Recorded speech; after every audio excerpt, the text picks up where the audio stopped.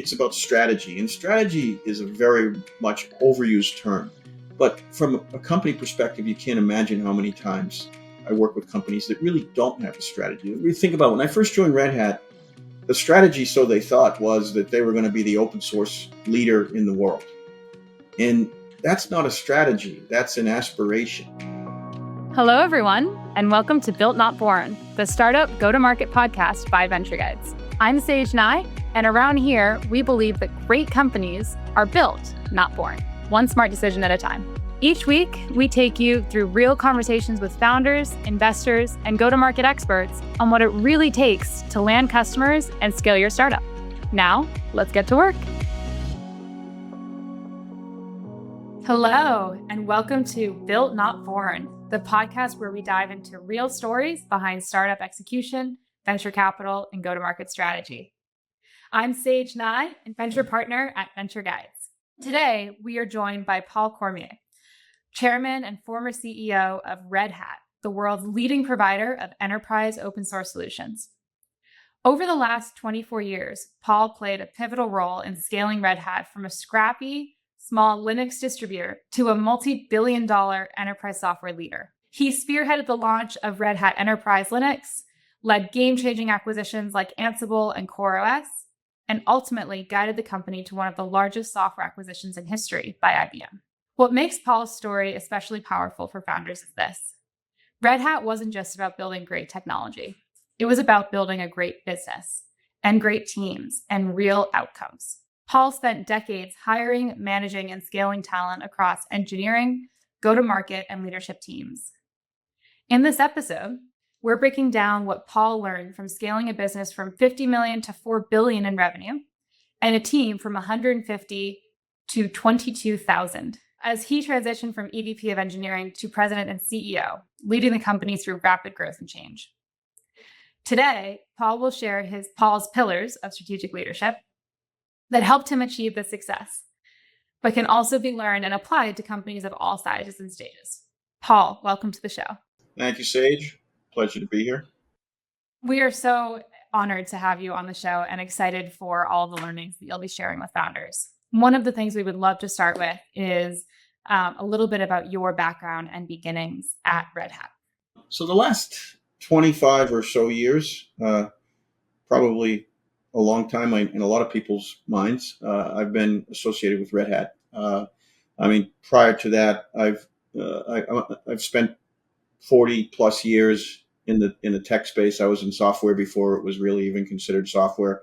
So started my career early on at DEC, which many of you may or may not know, and did a couple of startups, a couple of mid-sized, and actually I was with a mid-sized company when I went to Red Hat back in 2000, and I went back to almost a startup, even though it was a public company. As I said, I was employee 130 or 40 or something like that. And so I've sort of been around the horn on technology, always based here in Massachusetts.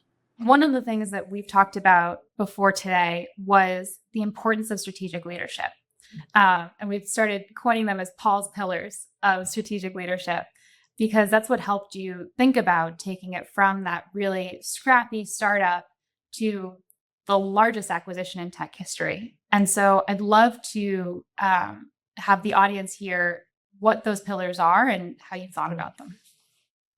Yeah, it's interesting because, now, I've sort of stepped back a bit from Red Hat. I'm still involved a little bit with Red Hat, but I now work as a senior operating partner with a venture firm, and we help companies now. We help management teams, and in those strategic pillars, are still very much in use. And when we talk about them, you almost might think it's common sense, but you'd be surprised at how often they're just not practiced. So, the first one really is it's about strategy, and strategy is a very much overused term. But from a company perspective, you can't imagine how many times I work with companies that really don't have a strategy. The first one is have a strategy that you can execute to. The second point in support of that is really develop a plan supporting that strategy that can be executed to across the organization. So I mean, really think about when I first joined Red Hat, the strategy, so they thought, was that they were going to be the open source leader in the world. And that's not a strategy. That's an aspiration. And one of the things that we did was we really tweaked that a bit. And when we put a strategy is we really got to our strategy being, we're going to help enterprises consume open source. And so that really is really something you can execute to, because at that point, you go through from an engineering perspective. If you're going to develop, in our case, it was Linux. If you're going to develop Linux to be consumed by the enterprise, then you have to make it stable. You have to make it secure. You have to make it supportable. You have to have a life cycle around it. From a marketing perspective, you've got to market to the enterprise. From a sales and go-to-market perspective, you've got to sell in a way that the enterprise consumes. You have to have partners that are also associated with the enterprise. So those first two bullets, I mean, really, you see how much they can change once you really get into a real strategy. The third pillar really is get all in the company across all functions on the same strategy and plan. It's really important. If you've got one part of the company thinking that they're enterprise and another part thinking that they're consumer, it's just not going to click. The fourth pillar is communicate, communicate, and communicate. You can't imagine how often you have to communicate the strategy. You have to test every time when people come into you with a plan is, well, how does this fit into the strategy? I mean, during COVID, for example, pre-COVID, for example, as the CEO, I used to do a quarterly all hands meeting for even when we were 22,000 people. When we went into COVID, we did a every 2 weeks all hands Zoom call, and we would talk about strategy. We'd bring in various parts of the organization that would really talk about wins that they did that really lined up with that strategy, et cetera. And then finally, it's constant leadership, synchronization, and reinforcement from the top on that strategy and plan. I mean, as I said, with Red Hat, we grew it from when I started 140 or something people like that to 22,000 when we were acquired by IBM. When you're growing at that rate, you can only imagine you're bringing people in from all different walks of life with all different experiences. What do people like to do? They like to go to the place where they've been in the past and they're used to. So you've got to continue to readjust with that strategy and retest that strategy. And it's got to come from the top. It just has to come from the top. The CEO of the company has to own the strategy and has to ensure that the strategy is being implemented across the entire company, and in times has to tweak and change the strategy as you get more information, things change, etc. So really, it's a long-winded version of the four pillars, sort of with some examples of how you execute to them. I think that makes a lot of sense. And particularly with early companies, one of the things that resonates a lot with us is, a lot of times founders have built incredible technology, so much so that they've had inbound sales and people coming to them. And then the next step is building the outbound, owning more of your destiny, being able to take the message to customers. But that can be a really scary transition because you're coming from something, to your point, something that you know to something that you don't. And so it's one thing for the CEO to build up his or her own courage to go take that step. It's another thing to get that message across the whole company and make sure that everyone is aligned. I don't know, do you have any ideas or suggestions for CEOs that are trying to build that courage and get everyone aligned to shift towards outbound? I think that goes to number 4. Communicate, communicate, communicate, and test. We had a little thing with projects when I ran Red Hat of, bringing projects to my team for sort of green lighting, especially new projects or even existing projects. And we used to call it, they'd come into the sweat lodge. And what that was is present to us, and it's always a test. How does that align with the strategy? How does that help your customer? What problem is that going to solve? The most often asked question of my 25 years at Red Hat in meetings was, what problem are we trying to solve? Because you can't imagine how many times people go off into the weeds and really go down into the weeds. And sometimes it just takes someone and the leader to bring it back up, and get everybody resynchronized on what problem are we trying to solve. So it's that constant communication and testing of how things really fit that's why I think so much it has to come from the top. Yeah, I think we see that a lot as well. We talk about, in order of priority, it's the customer and then the team and then yourself at the bottom, right? And the problem that we solve, it's, if you don't solve a problem for the customer, then what's the point? Why does any of us justify building these businesses and existing? One other question as we're thinking about this that we talked about is, you mentioned there's sort of the overarching strategy, which the CEO owns and is responsible for, but then all of your teams have sort of sub strategies in service of that main goal. And how do you think about empowering them to come up with their own strategy while also making sure that they're aligned with the overarching mission? I mean, I think that's the fine balance of the CEO. For example, let's use an example when really refined it to say our strategy is going to be helping enterprise consume, in this case, Linux. From a go to market perspective, we bring in a sales leader. It's up to that person to really put together the plan of, is that going to be a direct sales force? Is that going to be a direct sales force in just certain customer aspects, the top of the pyramid? How are we going to get to the middle? How are we going to get to the middle of the market? Is that going to be partners? Is that going to be resellers? We have to let them execute to that portion. But having said that, I mean, I'll give you another example in the same light as that. Early on in Red Hat, we had some sales leaders that felt we absolutely had to go into the commercial or retail world with Linux. So to have them go off and start to look at resellers or partners, et cetera, that are servicing the retail market, that's when you as the CEO have to question that and pull that back.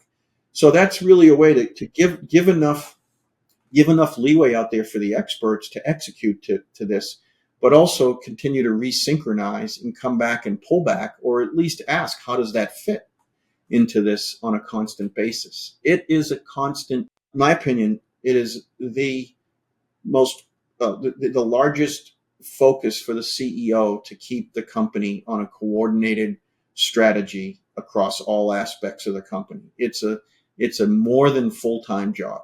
I hear you on that one. And I think we're touching on so many different themes that we talk about with companies as well. To your point about going into the commercial, there's the question of, okay, who is your ICP? And how do you define that? And is it the sort of retail market where you're selling to the individuals, or is it more of this enterprise motion?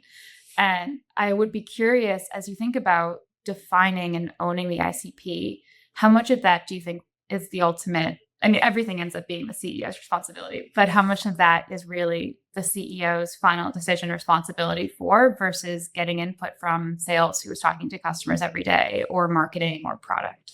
It's 100% the CEO's responsibility, but getting input from sales and customers is really important. Frankly, I personally feel, and I probably wouldn't have said this when I was running the company because I would have upset people, I put more stock in hearing from customers than I do from sales. Got to listen to both, but I mean, sales in my time at Red Hat, at least 10 times I batted down doing a retail-based operating system. In fact, we stopped it. When we decided to go to the enterprise with Red Hat Enterprise Linux, we were the leading retail Linux on the shelf. At the time, it was box product on the shelf.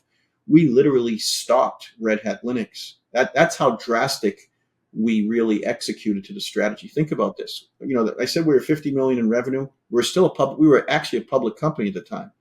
We knew that when we came out and focused on the enterprise with Red Hat's Enterprise Linux, that if we had both side by side, they would always be confused. They were different pricing models, they were different licensing models, everything, but they would always be confused. We actually took a bold move and stopped the retail version, Red Hat Linux. We end-of-lifed it. We took a ton of heat for that because at the time we were the most popular hobbyist operating system out there. That's how drastic we went with picking a strategy, taking a bet on that strategy, and executing to that strategy. So it was the CEO's responsibility to make that decision to stop it, but it was the sales and go-to-market organization to put together a plan to execute on that. Fantastic.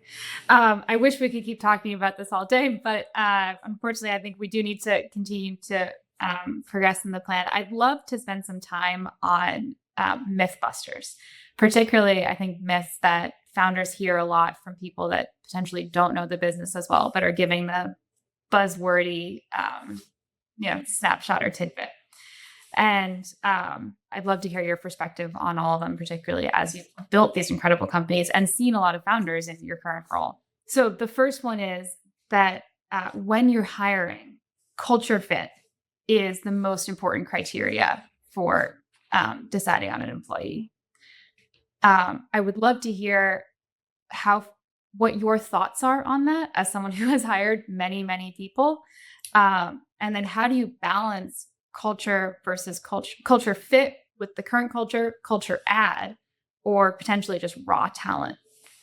Well, it's really interesting because I think culture is really, really, really important. Before I got to Red Hat, they didn't even have a business model before I got to Red Hat. So it was just open. Everything was open.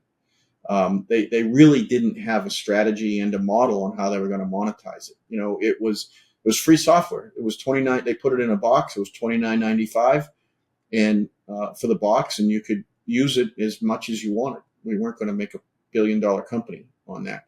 But the culture was always open. And so one of the things we kept from an open perspective with the culture was open communication. And so with that, we even drifted for a while from a culture perspective.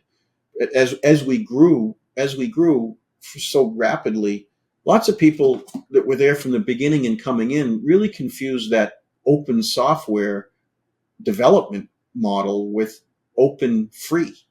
And so we really had to reset that a lot. I mean, there was many times as the CEO, I stood up in front of the company and said, people would say, well, you're going down this path and we don't agree. So we should get a vote on that. And open didn't mean that everybody got a vote on everything. I had to explain what the culture was. And the culture was, by open, what we mean is somebody's got to make a decision. Even in the open source community, you have maintainers out there. They make the technical decision on where that stream's going to go. Somebody's going to make a decision. But what open means is, as the leader, you have to communicate what that decision is. You have to hear people's input on it. You have to tell people why you got to that decision. And you have to just keep open communication about that. That's what the culture was. And so we set that culture. Another thing on culture too, as I said, lots of people came from different places. There were so many people as we grew that wanted to put task forces together on what the culture was and things like that. No, that culture of open communication is something you have to live every day. So when you see people come in, especially other managers come in that came from organizations that weren't maybe that open, and you start to see them doing things with their own organizations that just don't live up to that, that's when you go in and give the example. You hit it. So I'll give you an example. Even inside of our own organizations, I travel to the field all the time, to our field offices. And, maybe some of the managers out there weren't as open with the people in those offices that were further away from the mothership here.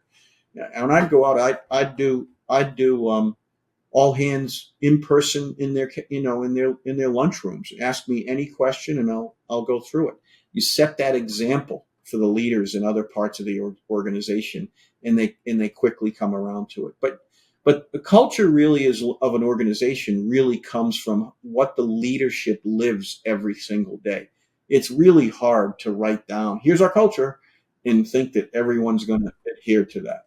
And coming back to your strategic pillars, what leadership lives every day and continues to reinforce and communicate and drive throughout the organization. Makes a lot of sense. All right. Well, so the second myth is closely tied to this. And again, as someone who has hired many people, I'd be curious about your thoughts here. But we've heard multiple people mention that founders should delegate the people management early so that they can stay focused on the product. And I think there's arguments on both sides of this statement, but I'd love to hear your perspective on what the risks and the opportunities with this are. And then also, I imagine it depends a little bit on the company and the founder and all of that as well. Yeah, it totally depends on the company and the founder. In a perfect world, the founder, in my opinion, keeps going with it in a perfect world. But some founders, especially in small startups, they're brilliant. They're brilliant engineers. They don't want to deal with the people management. They're not. It's just not in their nature to be that open. To be that. You have to kind of be an outward personality to be able to communicate, and communicate, right? And some founders it's just not in one of their skill sets. It's not in one of their desires. In that case, it is good to find someone to be the quote people manager. But even bringing in a people manager, I mean, I think especially in the tech world today, if you haven't noticed, all the big tech companies are run by ex product people.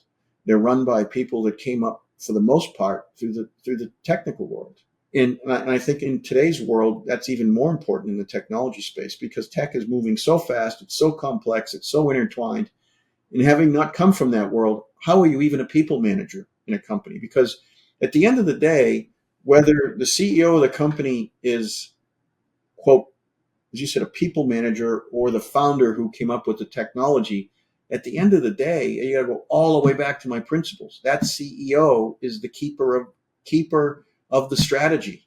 And so they have to drive that. So you have to understand where it's going. So there is not a one size fits all, but in a perfect world, I don't agree that management is a science unto itself. I also have an undergrad. I have an undergrad in computer science and management, and I also have a master's in software engineering. But in my management classes, there used to be two halves of the room that management is a science unto itself, and you can either manage a Dunkin' Donuts or a nuclear reactor. And the other side of the room is people that say, like me, that say you have to have some knowledge and experience in the place that you're running your company. I'm on that half. So I don't think there's any such thing as just pure people managers. I think it comes hand in hand with a company, but you've got to get the right person for the right role as well. Well, and I think to that point, so much of enterprise technology, so much of the world today is about understanding the nuance and understanding the unique solution that you offer customers. And so you need to be able to build a team that articulates that. Maybe the person who was a perfect product person at one business doesn't fit well in another one. Maybe they do. I'll give you a great example because it just hit me on the engineering. When I joined Red Hat, they hadn't decided to go to the enterprise. It was just out there. It was free software. There was probably at the time 25 engineers in Red Hat when I joined. They were all open source giants. They were all many were Linus Torvalds, who's the founder of Linux. Many of them were his lieutenants. The engineer that did the networking system worked for Red Hat. The engineer that ran the kernel worked for Red Hat. I mean, all these different places, but none of them had done commercial software. When we decided to go to the enterprise, one of the first things I did was I came from DEC, which many people, especially you younger guys, don't know. Was at one time they were the second largest computer company in the world to IBM. They had done multiple operating systems, etc. I hired a whole crew of engineers that came from the Ultrix Unix world, from the Unix world. It was very close to Linux. None of them had ever done open source software. I put those together with the open source people because the combination was we wanted open source developed software for the enterprise world. And so that's how we hit that culture point, was really pick people's talents and and use those talents and leverage those talents in the right places. So that's really how you have to really look at culture and really how it runs into the whole fabric of the company. So, the previous question, that's why culture is everything, but you have to build that culture and live it every day. I do think it's worth calling out. The thing that we keep coming back to is build it and live it and keep reinforcing it and keep communicating it. It just shows how critical the role of the CEO is on building the strategy, living the strategy, reinforcing the strategy, maintaining it, measuring it, all of that. All right. The final myth, I'm so curious about your perspective on, having been now on both sides of the table, is that investors are only meant for access to capital and potentially access to future rounds. Um, what are your expectations for an investor in an ideal world? What advice would you give to founders on that? And if we think about what the ideal is, what do you think is also advice you give to someone in terms of their expectations in a realistic world? It depends. I mean, I think in the VC world and maybe even in the PE world, it's one thing. I think in the public company world, it's a different thing. So, um, investors I think in the VC world, um, I think they're also there for advice. Investors are seeing many, many different companies. They're investing in many, many different companies.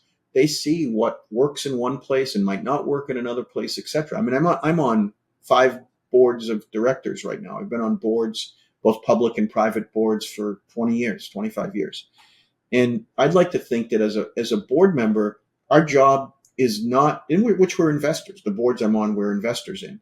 As a board member, I'm not there to micromanage the go-to-market organization or the engineering organization or even the company as a whole. But I think we can give advice to the management team, take it or leave it, right? We can give advice of what we've seen has worked well in some areas and not worked well in other areas. And I think that's a really important part of an investor. I think the other important part of the investor is confidence. The investor having confidence in the management team I think, gives everyone the go ahead to do what they feel is right for the company. And when you lose confidence on either side, it's either it's time for change, and either change on the management side or change on the investor side. Usually on the management side. So I think that confidence from an investor to the management team, and the attitude from an investor that they're there to make the management team successful. And I think that's really important to a management team, to know that they have the confidence in their investor base. Would you stretch that advice to independent board members as well? Of the really critical piece is having the confidence and being able to bring experience and advice, or are there other criteria that you would suggest people look for? No, I think from an independent board members, I think it's the same thing. I mean, I think when you build a board, you try to add people to your board that bring diversity to the board. They have different experiences in different areas of the company, right? And so I think it's important to get those diverse opinions and guidance from the various board members. And so either diversity in what they've seen or been or lived in life, or diversity in what they've seen and been and lived in various pieces of other companies. So I think all board members are there. Like I said, I've been on multiple boards. I am right now. I don't see being a board member or an investor as being a policer of the if that's even a word, but to police the company. I see them as being a resource to the company for to ensure their success. So that's how I sort of approach the board areas that I'm on. All right, now we'll switch gears and hit some rapid fire execution scenarios, which are meant to be tactical, high stakes situations that founders are probably facing frequently. And we'd love to hear your quick thoughts and perspective on them. So, hiring your first go-to-market leader. As you have been advising technical founders who need to hire their first go-to-market leader, how do you think about the screening process and non-negotiable traits that they should look for? I think the screening process, I mean, assuming you have the rest of the management team built out, a big part of the screening process is the rest of the management team as well. That's going to be a team. I mean, you've got to ensure that you've got the right qualities that gel as a team there. So that's certainly part of it. The second major part of the screening process goes back to what we talked to 40 minutes ago or whatever it was, is what do they think of your strategy, the strategy that you're working on and executing as a company? And so, understanding their either experiences or where they feel, what they think about it, or where you think they'd lead within that strategy is I think really important. So that's a big, screen forward of, how do you think that they fit and feel and would execute to the strategy that you're on. And I think the third piece that I think is really important, it sort of goes back to gelling with the rest of the management team, is um, how you think that person would sort of respect the guardrails of, where their responsibility starts and where it ends. And so, so many times, it's just since the beginning of mankind that the sales leader typically argues with the product leader on why a product's not selling, right? So what kind of collaborative person do you think you're bringing in here? So when you do have a situation where your product's not hitting the mark in the market, you have a collaborative team that can go in a room with open minds to figure out why. So I think those are some of the screening and areas that I would look for in bringing in the first go-to-market leader. And that sets us up very nicely for the next question as well, which is, if there is dysfunction in the leadership team, and you realize either your team is misaligned or underperforming, what's your first move to try to fix it? I just dealt with this with one of the companies that I'm on the board of, and we actually replaced the CEO. The first move was to really, you see that misalignment. So you have a one-on-one, or you go to lunch with each of the management team members, and you sort of see where their heads are at, where they think the issues are, etc. And then you get them all in a room together and see if you can work through it that way. And if that doesn't work, then you look at changes. But it's up to you as the CEO to really figure that out. We just had this situation in one of the companies I'm on the board of, and the product team was going down one path, the marketing team was going down another path, and the operations team seemed to be going down a different path. And I talked to the CEO. I said, look, it's your job to pull the strings here. You own the strategy. You've got to figure out, if they're all going down different paths, obviously one of them or multiple are going down the wrong path. It's up to you to figure out which ones and pull it together. So you hit it individually, and then you try to bring them together for them, and then have them come back with an integrated plan. And if that doesn't work, then you've got to figure out where those changes need to be made. But I don't take making changes lightly, but also as the CEO, you've got to be prepared to do that. And sometimes it's on a regular basis.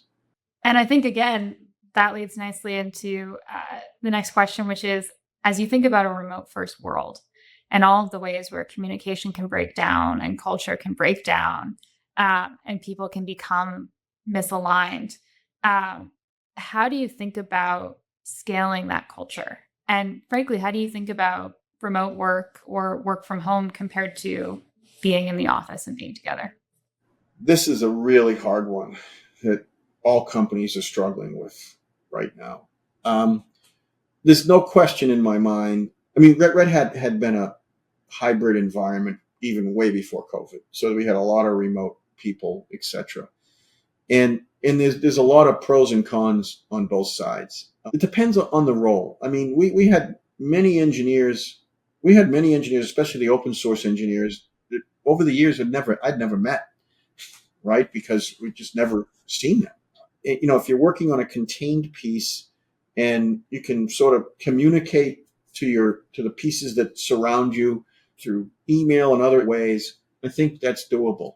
But as you start to get further up and the groups are larger and they work together and really it's defining and driving of the strategy, getting together on a regular basis, there's just no substitute for that. I mean, pre-COVID, a big part of my day on a whiteboard with other people.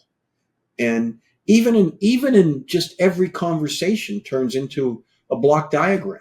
So it really is that balance. I mean, personally, I think for some part of the company, I think a hybrid approach, whether it's 3 days a week in one place or whatever, is very beneficial. But I don't think it's hard and fast across every position. There are some positions that could be at 100% remote. I think you've got to take it on the position and really execute it that way. I think it gets more and more difficult as the company gets bigger and larger and moving faster, where the people that are trying to execute on that strategy, tweak that strategy, make moves and changes, on a regular basis, where them not being in the same room on some period of time, whether it's even a few days a month, I think that's difficult that way. So it's a really hard problem that I think everybody's grappling with right now. Yeah, I think every single one of the young companies that we're seeing is trying to figure out that question. And, all of the benefits, but then also potentially the impacts to, particularly young, new additions to the team's learning curve and the culture. And to your point, the communication and the strategy. Especially the younger workers, and how you get that experience from, just talking to someone over the wall on something you're working on. There's just no substitute for that. So I don't know how you even intern in a fully remote way. We did it during COVID, but I don't know that it's optimal. I agree. And I think it's a great point. Even if you're just setting 15-minute Zoom meetings to check in, there's something that feels so formal about a Zoom meeting. And so you miss those informal little tidbits that get shared and information and catch-ups. Absolutely. Couldn't agree more. Well, thank you, Paul. This has been an incredibly valuable conversation. And breaking down your experiences has been so fascinating for us. I know our listeners are going to agree as well. Paul, where can people learn more about you and your work at Francisco Partners and Red Hat? A big part of what we did all along YouTube, I mean, one of the big things we used to have, they still do on a regular basis, was the Red Hat summits. And so we typically, pre-COVID, and it's there again now. We'd have anywhere from 10 to 15,000 people in attendance. So all of those, I'd always do a talk there, so that they're all on YouTube. So that's a place. And you'll fall for many of our companies that are out there that we manage with Francisco Partners. But I'm not, believe it or not, and I'll show my age on this, I'm not a huge social media poster. So that's a longer conversation. I think we could probably do a whole nother podcast. Fantastic. Well, again, thank you. We really, really appreciate your time, and I'm excited for our listeners to hear all of your insights. And to our listeners, thank you for joining us on Built Not Born, the podcast where we break down real stories of startup execution. If you enjoyed this conversation with Paul, be sure to subscribe and leave a review. And if you are a founder looking for guidance on scaling your startup, please check out ventureguides.com. Thank you very much, and let's get to work. Built Not Born, the Startup Go-to-Market podcast, is brought to you by Venture Guides. To find out more about Venture Guides and how our Venture Capital Plus guiding model helps early-stage startups build scalable go-to-market strategies and grow faster, visit ventureguides.com. And then make sure to search for Built Not Born in Apple Podcasts, Spotify, YouTube Podcasts, or anywhere else that you listen. Hit subscribe so you don't miss any future episodes, and we look forward to building with you. On behalf of the team here at Venture Guides, thanks for listening. Until next time, keep building.